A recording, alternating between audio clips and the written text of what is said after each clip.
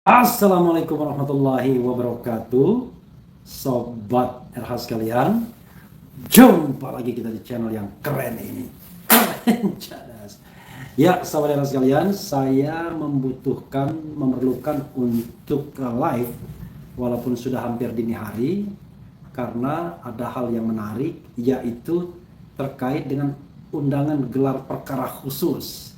Ini yang dituntut oleh TPUA, Tim Pembela Ulama dan Aktivis, yaitu gelar perkara khusus karena tidak sepakat, tidak menerima apa yang disampaikan oleh Bareskrim, dan kemudian memang diatur dalam peraturan Kapolri bahwa kalau tidak merasa puas itu boleh gelar perkara khusus, kalau tidak salah Perkap nomor 6 tahun 2019 ya. Jadi saudara sekalian, tadi saya mendapatkan dari salah seorang aktivis TPUA surat ini. Saya agak terlambat sedikit membacanya, tetapi ini langkah yang luar biasa. Yang jelas mudah-mudahan sobat era sekalian tetap bisa mengikuti ya, walaupun saya hanya menggunakan handphone saja, tidak apa-apa ya. Jadi saudara sekalian, lumayan lah ya, sudah ada yang bergabung. Jadi saya ingin membacakan surat yang ditujukan kepada Egy Sujana ya. Jadi surat yang ditujukan Egy Sujana, tapi dalam kurung TPUA. Saya mendapatkan ini dari aktivis TPUA juga.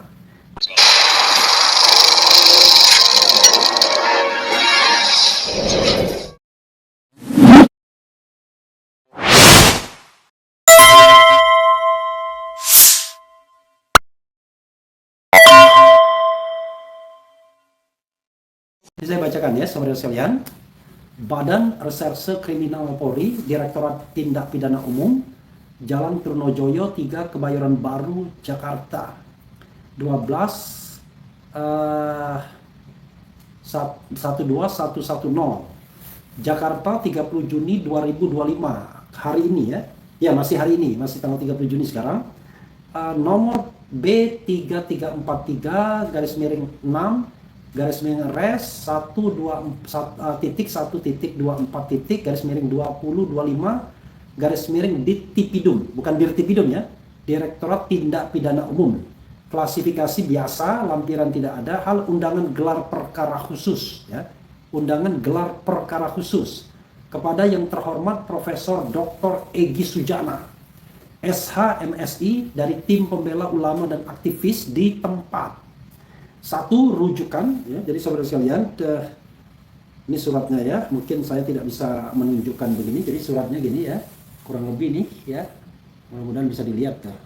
Oke, rujukan Undang-Undang Nomor 2 Tahun 2002 tentang Kepolisian Negara Republik Indonesia, Undang-Undang Nomor 8 Tahun 1981 tentang Hukum Acara Pidana, kemudian Peraturan Kepala Kepolisian Negara Republik Indonesia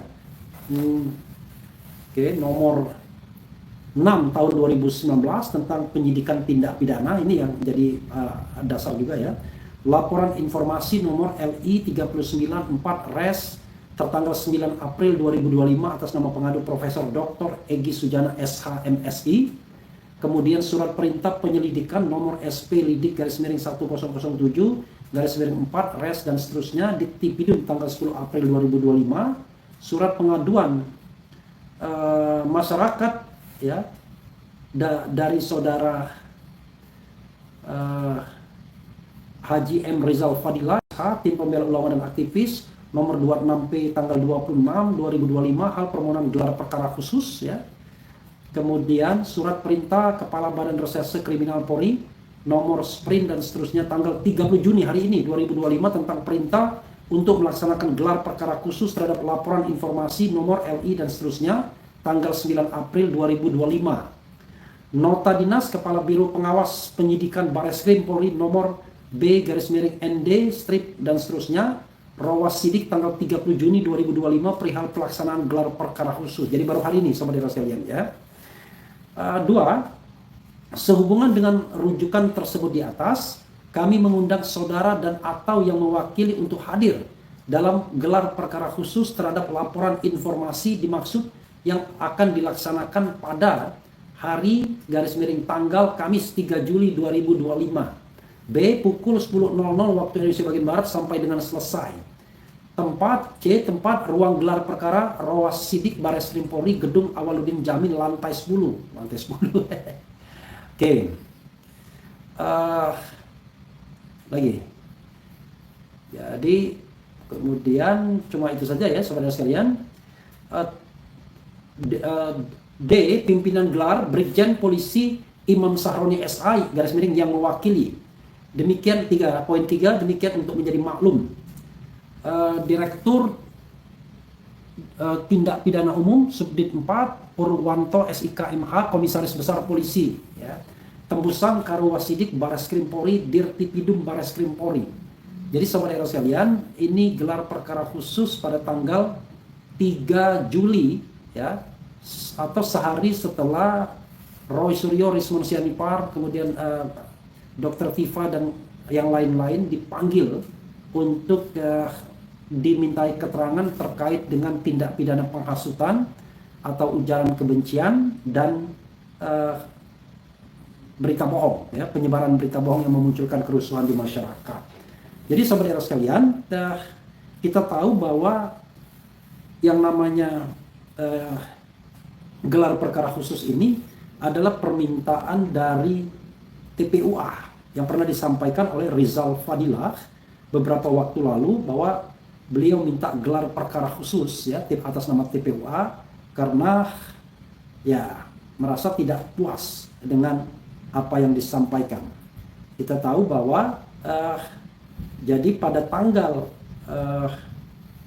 pada tanggal ini ada tanggal 10 Juni 2025 tim pembela ulama dan aktivis Jalan Rawamangun nomor 56, 58 dan seterusnya kepada yang terhormat Bapak Karuwasidik Bareskrim Mabes Polri Jalan Trunojoyo 2 Jakarta perihal permohonan informasi perkembangan usulan TPUA untuk gelar perkara khusus dengan ijazah palsu Joko Widodo. Dengan hormat sehubungan surat TPUA tertanggal 26. Jadi TPUA ini juga membuat surat tanggal 26 ya sebelumnya dan kemudian diminta tindak lanjutnya seperti apa. Dan kemudian akhirnya dijawab bahwa sedang di dalam proses ya. Tembusan surat wasidik. Nah ini ya. Ini yang tanggal 26-nya ini. Jakarta 26 Mei 2025. Kemudian permohonan gelar perkara khusus ya. Kepada yang terhormat Brigjen Polisi Dr. Andes Sumarto MSI Kepala Biro Pengawasan dan Penyidikan Wasidik Bareskrim Mabes Polri. Bismillahirrahmanirrahim. Dengan hormat sehubungan dengan telah dirilisnya keterangan tim penyelidik Badan Reserse Kriminal Bareskrim Polri mengenai hasil penyelidikan dengan dugaan tindak pidana pemalsuan ijazah saudara Joko Widodo yang bermula dari pengaduan tim pembela ulama dan aktivis TPUA, kami sampaikan hal-hal sebagai berikut. Bahwa Direktur Tindak Pidana Umum Dirtipidum Bareskrim Polri Brigjen Polisi Juhandani Raharjo Dipuro pada saat konvers 22 Mei telah menjelaskan pada lembar pengesahan skripsi ditemukan cekung menandakan penggunaan metode cetak manual yang lazim digunakan di masa itu.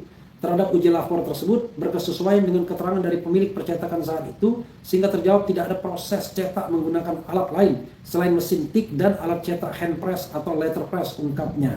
2. Bahwa ketergantungan pada tekstur fisik sama dengan kerentanan terhadap pemalsuan modern yang mengandalkan tekstur fisik seperti raba cekung untuk membuktikan metode cetak adalah indikator yang terlalu mudah dimanipulasi dengan teknologi saat ini. Pemalsuan berteknologi tinggi seperti digital embossing, blind debossing, dan thermal printing dapat meniru efek fisik letterpress bahkan dengan sangat meyakinkan. Bahwa mesin cetak modern dapat mengatur tekanan pada titik-titik tertentu agar menyerupai hasil cetakan manual hand press. Beberapa pemalsu bahkan menggunakan punch tool untuk menekan manual bagian tertentu dari dokumen, menciptakan kesan cekung. Reliabilitas cekungan fisik sebagai indikator metode pencetakan sangat lemah jika tidak divalidasi dengan pengujian laboratorium lebih komprehensif. 4. Bahwa pemeriksaan forensik dokumen seharusnya dilakukan secara multidimensional dengan menguji berbagai variabel seperti jenis tinta, meliputi komposisi kimia, oksidasi dan degradasi akibat usia. Kemudian jenis dan penuaan kertas termasuk serat, berat, warna, kandungan lignin serta respons terhadap cahaya ultraviolet serta konsistensi dengan teknologi cetak yang tersedia pada periode waktu yang diklaim. Jika pemeriksaan hanya berfokus pada tekstur fisik semata, maka uji tersebut tidak dapat menjawab aspek waktu, yaitu apakah dokumen benar-benar berasal dari era tertentu sehingga keaslian bahan tidak dapat diverifikasi secara ilmiah. 5. Bahwa pernyataan Birtipidum yang menyatakan bahwa adanya cekungan pada cetakan otomatis berarti dokumen dicetak menggunakan metode letterpress atau handpress merupakan kesalahan logical fallacy, sebab cekungan tersebut bisa saja sengaja dibuat untuk memberikan kesan autentik atau menggunakan alat lain yang mampu menghasilkan efek cekungan dengan presisi mirip letterpress. Oleh karena itu, cara fisik hasil cetakan tidak dapat memastikan bahwa dokumen tersebut benar-benar dicetak pada saat waktu tertentu oleh pihak tertentu atau tidak pernah direproduksi atau dimodifikasi setelahnya. Agar hasil uji forensik dapat dipercaya dan valid, pemeriksaan harus melibatkan kombinasi pengujian fisik, kimia, dan analisis historis yang komprehensif. 6. Bahwa selain itu, pemeriksaan sebaiknya dilakukan oleh pakar independen atau melibatkan berbagai institusi untuk memastikan objektivitas. Pengujian juga harus disertai dengan pembanding berupa dokumen otentik dari periode yang sama sebagai kontrol sehingga hasil evaluasi bisa menjadi akurat dan meyakinkan. 7. Bahwa adapun analisa terhadap font Times New Roman hanya dengan merasa dan merasakan cekungan, analisis dokumen berdasarkan rabaan fisik terhadap huruf cetakan, seperti merasakan adanya cekungan pada font Times New Roman, memiliki kelemahan signifikan jika dijadikan dasar utama untuk menyimpulkan metode pencetakan. Pendekatan ini bersifat subjektif dan bergantung pada sensitivitas indera peraba pemeriksa. 8. Bahwa dengan demikian bukti yang diperoleh dari metode ini tidak dapat diuji ulang secara objektif atau dibuktikan secara ilmiah yang membuatnya lemah jika digunakan dalam pembuktian forensik. Font Times New Roman sendiri bukan indikator eksklusif dari metode cetak tertentu. Font ini telah digunakan secara luas sejak era perangkat digital modern. Justru dengan teknologi printer modern beresolusi tinggi high DPI, tampilan huruf Times New Roman bisa sangat presisi, rapi dan bersih, berbeda dengan ketidakteraturan alami hasil mesin tik yang sering kali menghasilkan cetakan tidak merata karena tekanan manual. Lebih lanjut, printer modern saat ini mampu menghasilkan efek yang meniru cekungan khas letterpress melalui teknik seperti embossing atau penyesuaian tekanan kepala cetak. Hal ini membuat tekstur permukaan kertas menjadi mirip dengan hasil cetak lawas. Bahwa oleh karena itu, pemalsu dapat memanfaatkan teknologi ini untuk mencetak dokumen palsu yang secara fisik menyerupai dokumen asli dari masa lalu, baik dari segi tampilan maupun tekstur, sehingga mengaburkan batas antara hasil cetakan dan tiruan.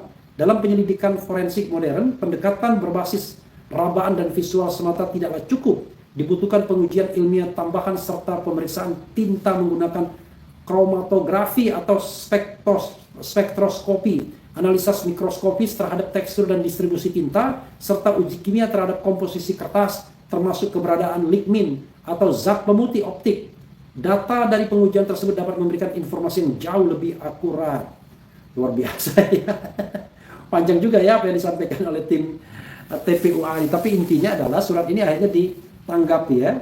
Sampai poin 27. Oke, apalagi coba dasar hukumnya kita baca ya. Apalagi coba kita lihat ya. Oke, nih. Poin 21 ya, bahwa TPUA coba kita pakai begini. Nah ini poin 21, bahwa TPUA telah mengajukan bukti nama dan tanda tangan Profesor Dr. Insinyur Sumitro yang berbeda dengan lembar pengesahan skripsi Joko Widodo sebagaimana kiriman putri beliau Aida Granbury yang juga alumni Fakultas Kehutanan UGM. Jika dikomparasikan dipastikan tidak identik. Mengapa Bareskrim mengabaikan hal ini dalam uji forensik, lalai atau sengaja? Ini tanda tangan. Bahwa ada temuan yang juga telah terpublikasi di mana ijazah Joko Widodo yang bernomor register 1120 ternyata berbeda format dan font face dengan ijazah teman seangkatan yang berregister 1115 dan 1117 dan tambahan ada 1116 juga ya. Artinya tidak identik. Lalu 3 teman yang ijazahnya dijadikan pembanding oleh Bareskrim itu siapa saja? Adakah ijazahnya itu diragukan keasliannya? Jika palsu maka pantas jika kesimpulannya adalah identik dalam kepalsuan, identiknya ya. Bahwa perlu diingat juga pasal 10 ayat 1 dan 2 Undang-Undang 31 tahun 2014 tentang perubahan atas Undang-Undang Nomor 13 Tahun 2006 tentang perlindungan saksi dan korban yang berbunyi, saksi, korban, dan pelapor tidak dapat dituntut secara hukum baik pidana maupun perdata atas laporan kesaksian yang akan, sedang, atau telah diberikannya. Dalam hal terdapat tuntutan hukum terhadap saksi, korban, saksi pelaku, dan atau pelapor atas kesaksian dan atau laporan yang akan, sedang, atau telah diberikan, tuntutan hukum tersebut wajib ditunda hingga kasus yang ia laporkan atau ia berikan kesaksian telah diputus oleh pengadilan dan memperoleh kekuatan hukum tetap, ya.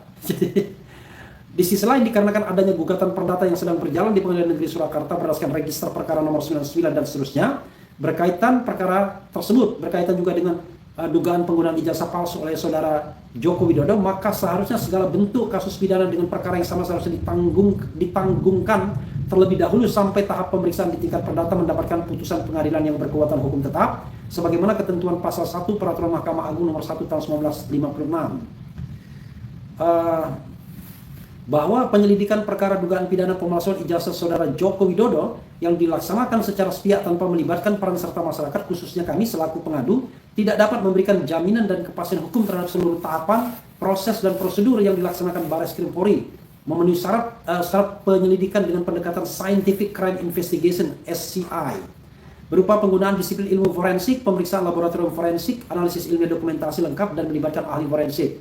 Bahwa ketentuan pasal 31 Perkap nomor 6 tahun 2019 tentang penyidikan tindak pidana bab 4 tentang gelar perkara menyatakan gelar perkara dilaksanakan dengan cara gelar perkara biasa dan gelar perkara khusus. Bahwa selanjutnya ketentuan pasal 33 ayat 1 dan 2 Perkap nomor 6 2019 menyatakan gelar perkara khusus sebagaimana dimaksud dalam pasal 31 huruf B dilaksanakan untuk merespons pengaduan masyarakat dari pihak yang berperkara dan atau penasihat hukumnya setelah ada perintah dari atasan penyidik, membuka kembali penyidikan berdasarkan putusan pra-peradilan, dan menindaklanjuti perkara yang menjadi perhatian masyarakat.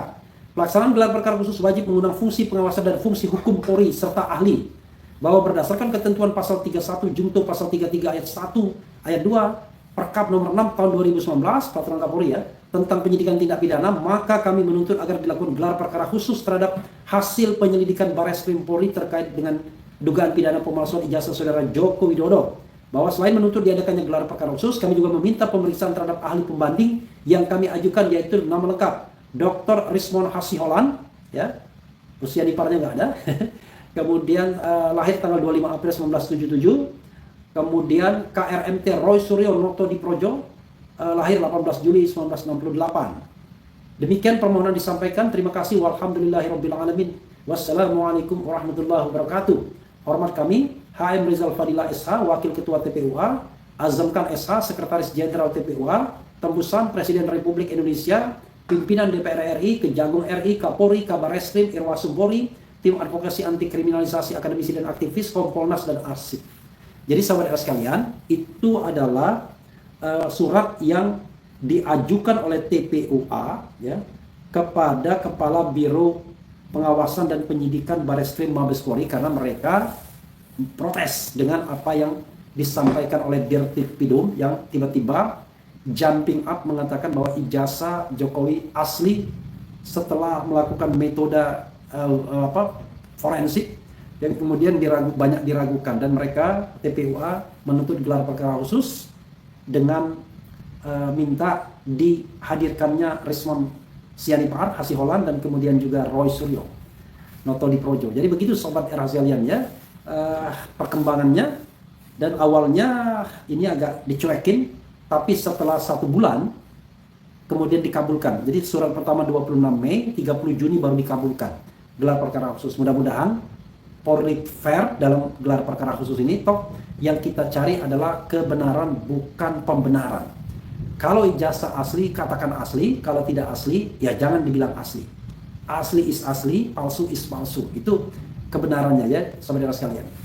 Coba kita lihat dan kita bacakan komentar sobat RH sekalian terkait dengan hal ini ya. Mohon maaf ya kalau terbalik. Oke, coba kita bacakan komentar sobat RH sekalian. Walaupun ini sudah malam, tapi terima kasih yang masih join atau bergabung. Kameranya mirroring bang ya. Iya saya keliru atau apa gimana ya, nanti mirroringnya saya tidak paham di mana ini. Biasanya otomatis dia, tapi ini kelihatannya terbalik malah. Oke. Malah terbalik. Oke, malah terbalik. Ya sudahlah ya, anggap saja ini agak ini ya. Di mana ini saya harus ini kan. Ya sudahlah ya saudara sekalian. Terimalah dulu yang ini ya, walaupun terbalik, yang penting informasinya nyampe. sekali lagi informasi yang diberikan adalah gelar perkara khusus dikabulkan dan kemudian diminta datang Egy Sujana, tetapi saya tidak tahu apakah kemudian ada undangan juga kepada Rismond dan kepada Roy Suryo. Kelihatannya tidak ada. Atau cuma kita iseng-iseng telepon Roy Suryo ya, Rismond Sianipar. Kalau dia belum tidur, siapa tahu dia belum tidur, Rismond Sianipar. Jadi saudara sekalian, ini kemajuan ya, mudah-mudahan sekali lagi betul-betul yang halo Bro Rismond. Oh, saya lagi live malah.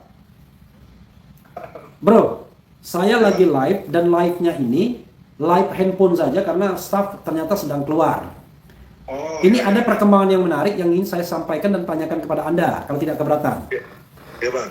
Yaitu ini ada undangan untuk gelar perkara khusus. Sudah sesuai yang diminta TPWA itu, Bang ya? Iya, sudah tahu. Ya. Sudah, Bang. Anda dapat undangan nggak sebagai ahli yang diminta dihadirkan? Karena dalam surat tertanggal 26 Mei itu, Rizal Fadila yang tanda tangan itu meminta untuk menghadirkan Anda dan Roy Suryo dalam gelar perkara khusus tersebut. Ada undangan nggak? Belum ada, saya terima, Pak. Oh, kalau dari Barreskrim ya? Iya. Iya, Bang. Yang ada dari Polda Metro kan?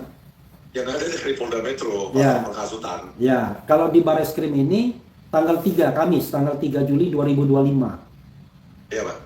Oke, apa komentar Anda dengan adanya gelar perkara khusus? Karena kelihatannya surat dari TPWA ini banyak mengambil masukan dari Anda itu soal hand press, letter press, meraba dan lain sebagainya yang diprotes oleh TPWA. Iya, Bang, kan premisnya kan selalu ya yang katanya mereka bergeser ya, sebelumnya ijazah, sekarang skripsi, besoknya KKM, padahal itu satu Kesatuan integral yang tidak bisa dipisahkan dalam proses akademik seseorang. Jadi nggak ada pergeseran sama sekali. Bahwa premisnya terutama menekankan pada lembar pengesahan skripsi yang tidak ada ditandatangani oleh oleh dosen penguji. Kita tidak tahu kapan diuji, dan pada tanggal 15 April juga saya tanyakan itu, dan hari ini juga ke UGM saya ini menjumpai sebenarnya Profesor Wening, dia Wakil Rektor Bidang Kemahasiswaan, yang pernah menjanjikan langsung di ruang 109 kepada saya bahwa mereka akan merilis video tersebut secara utuh di media mereka UGM, atau memberikan kepada saya secara utuh video tersebut sehingga saya publish oleh atau yang lain. Tetapi ya inilah yang terjadi, bahwa pada hari ini pun mereka masih menutup diri. Nah, itu yang saya temui hari ini di UGM. Nah, terkait dengan... Berarti Anda di Jogja hari ini ya? Iya, Bang. Iya, Bang. Kecuali kalau Anda mengatakan UGM itu bukan di Jogja lagi. Karena Anda bilang ke UGM. Iya, Bang. Hari ini. Oke. Ya, terus. Karena saya baru lihat Anda juga live tadi ya, malam ini. Iya, Bang. Oke. Ya, jadi intinya kalau terkait dengan itu tadi Pak Rizal Fadila sudah WA saya besok dirapatkan, terus mereka kalau bisa meminta, tapi nggak tahu apanya finalnya bagaimana, apakah perlu ada undangan dari Barreskrim. Tetapi Pak Rizal Fadila tadi mengatakan ya Rismond harus ikut gitu loh, Rismond harus ikut menghadiri gelar perkara khusus, karena memang ya saya tidak puas dengan penjelasan dari TV Dunia yang sangat dangkal tersebut. Masa uji forensik hanya dirasakan, disimpulkan bahwa itu produk dari letter press, padahal dengan digital juga bisa digital embossing untuk membuat cekungan tersebut secara digital. Jadi itu sangat prematur. Bagaimana keluaran dari Barreskrim Polri itu hanya disimpulkan dengan raba. Ya, saya lihat saya lihat bahwa undangan ini kepada yang terhormat Profesor Dr. Egy Sujana, SH, MSI, dalam kurung tim pembela ulama dan aktivis ya. Kemudian jadi saudara dan atau yang mewakili. Jadi dan atau yang mewakili.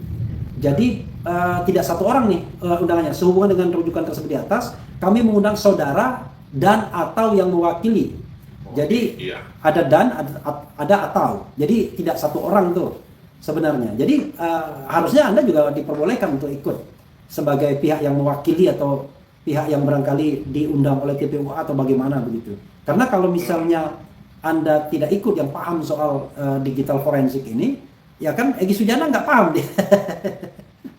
Makanya saya nggak paham juga tentang format baku atau format standar dari gelar perkara khusus itu, Bang. Abang lah mungkin yang ahli hukum tahu bagaimana format atau gelar perkara khusus itu di kepolisian dilakukan. Apakah termasuk juga media yang bisa diundang untuk meliputnya secara terbuka, atau juga bisa menghadirkan ahli-ahli dari pihak yang meminta gelar perkara khusus tersebut. Karena prosedur bakunya saya nggak paham, tapi besok mungkin diinfokan oleh Pak Rizal Padilla dan kawan-kawan. Ya, Itu kan, paling tidak kan gelar perkara khusus itu menghadirkan pihak pelapor, paling tidak itu. Paling Iya. tidak, ya. Tentu pihak penyidik sendiri. Nah, saya tidak tahu apakah kemudian pihak yang terlapor juga diundang juga untuk menghadiri. Tapi paling tidak ini Iya, kan Pak.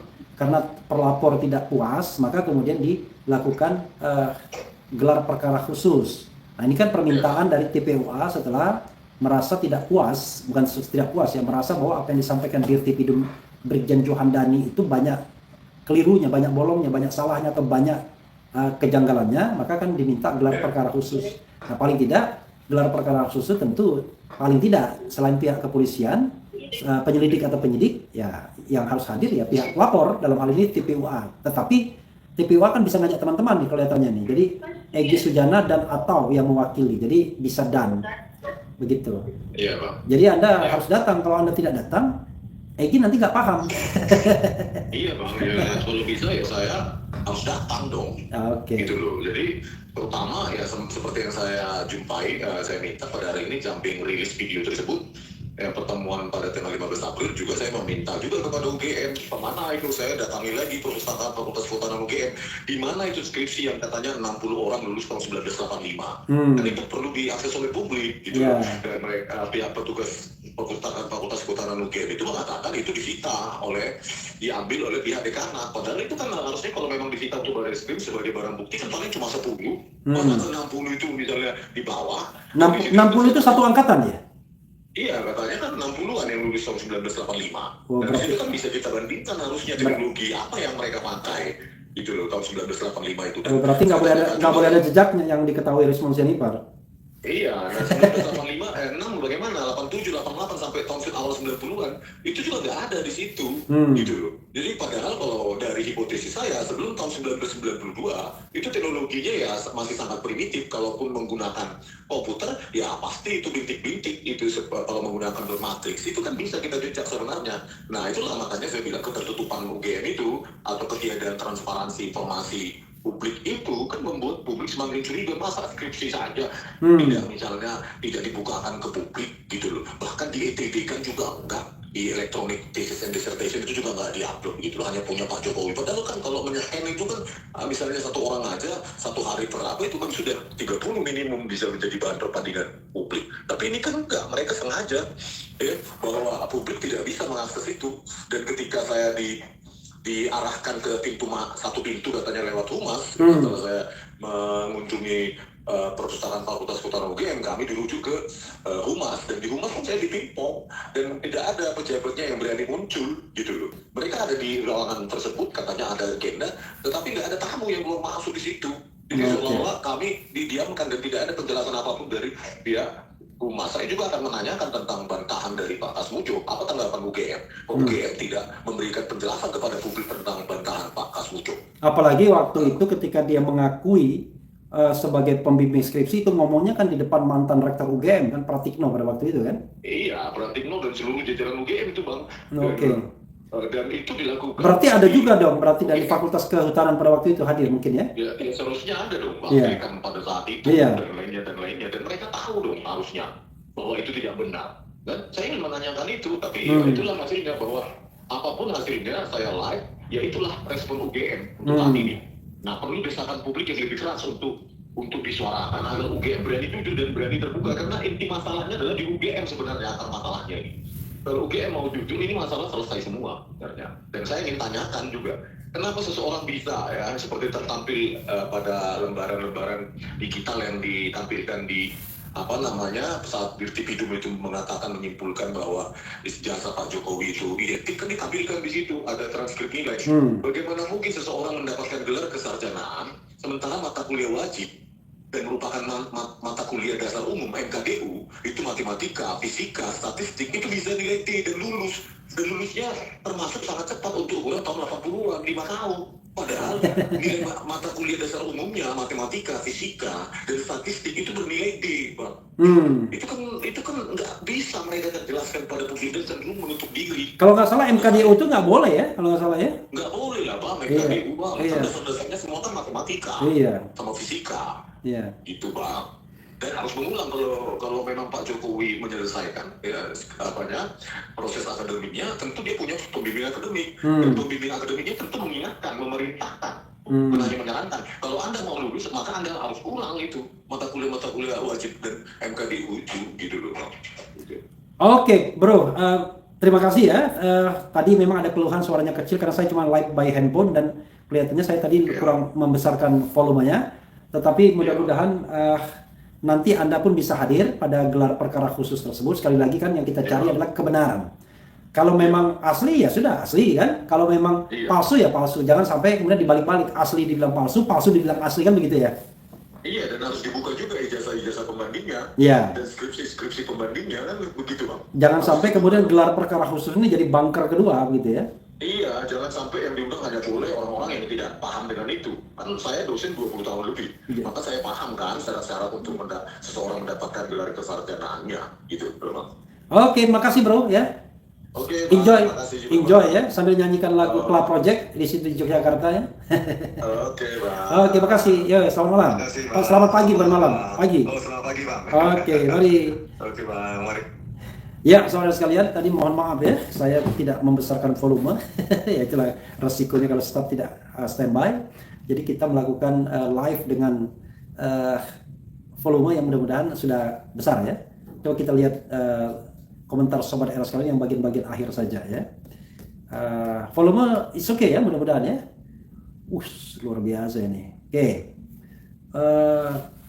Hebat KKN sambil bikin skripsi.